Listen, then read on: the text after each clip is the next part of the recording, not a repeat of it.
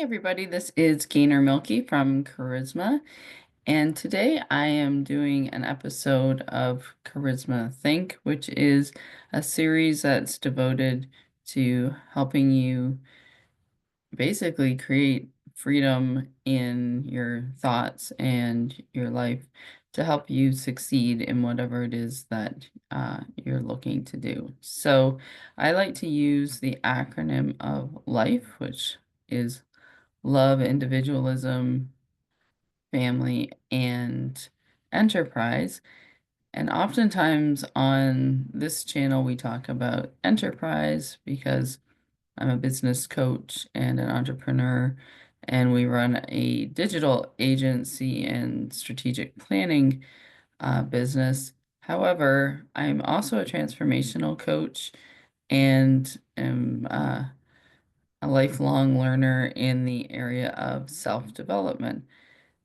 But today I wanted to talk really succinctly about questions that you can start to ask yourself if you feel like you are stuck.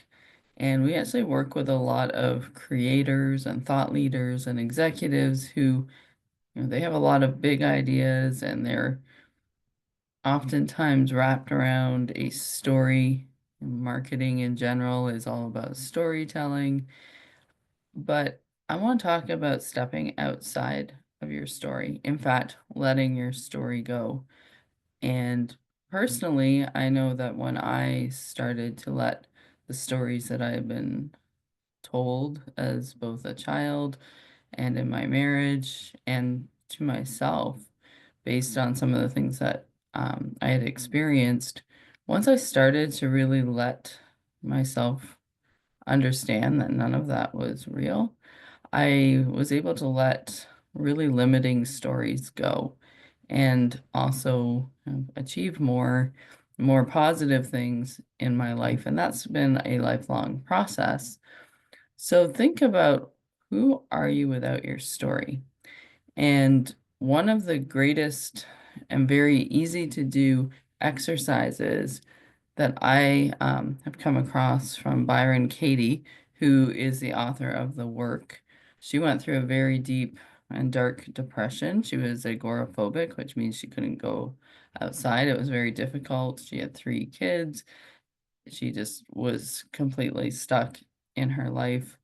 And she woke up one day in the attic of a halfway house where she was staying because she didn't have anywhere else to stay. And she kind of had a epiphany or an enlightenment, and she asked herself 4 questions. She became cognizant that she had created her own trap in her mind, and that by telling herself a different story and really investigating the stories that she tells herself through um, attaching different meanings to events, that she was eventually able to free herself. And I think that we oftentimes get very wrapped up in our stories. And so these are the 4 questions that Byron Katie's work is centered around. And the first one is, when you have a thought that is making you upset, or you find that it's causing you to do behaviors that you don't want in your life, whether that's procrastination or something else that's addictive, maybe, you can ask yourself, is what I'm thinking true? Or is it really just something that you are thinking and you don't have any facts? So, can you know that it's true? Is it possible for you to say that the sky is green when we know that it's blue by looking at it? In fact, there's a water effect that happens in the sky which makes it look blue, but that's a story for another day. So facts are, for example, if I cut my finger, I've either cut my finger or I haven't. But I can attach all kinds of facts, alternative facts, as we've heard in the past, 10 years in our popular culture, to different situations depending on what my perspective is. And that's true not for just myself, but for everybody in the world. Everybody has their own perspective, especially when it's something that is subjective, that's feeling based rather than fact based. So, is it true? Can you know it's true definitively? And how do you react to it? So, what is it that you're reacting? How is your reaction being directed by what you're thinking? And then, who are you without that thought? So, if, for example, I'm very upset because my daughter took my car without my permission, and I'm thinking, oh, she's so irresponsible. I never like told her she could do that, and now, the night is ruined because I'm in a very foul mood and it's all her fault. Can I say that that's true definitively? It's only true because I'm making the evening problematic, and I could instead just take it in stride and then go talk to her calmly, have my voice heard, and move on, as opposed to now like stewing about it and being very upset and holding a grudge and telling her that she can never use my car again, and then she gets upset and all of those things.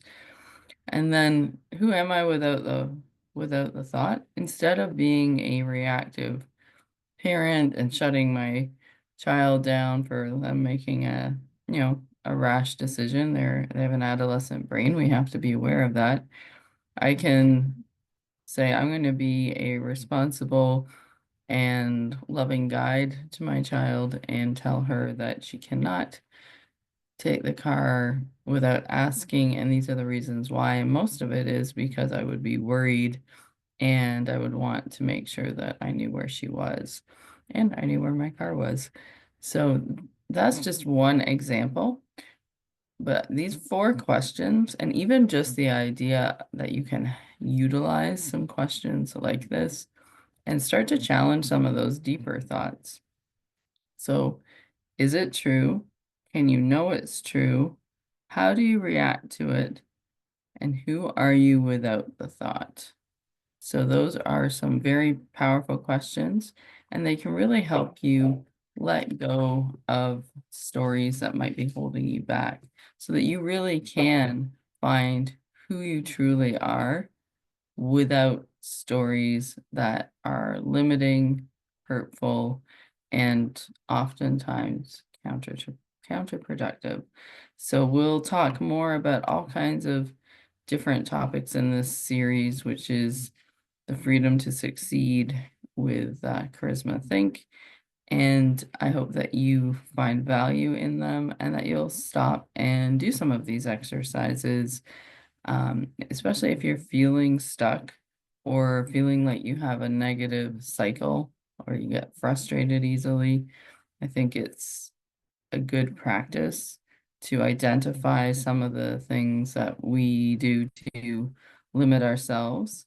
And then also, how do we attach meaning to what other people are doing or that we perceive they're doing to us or with us, or, you know, however we pass judgment on people or situations.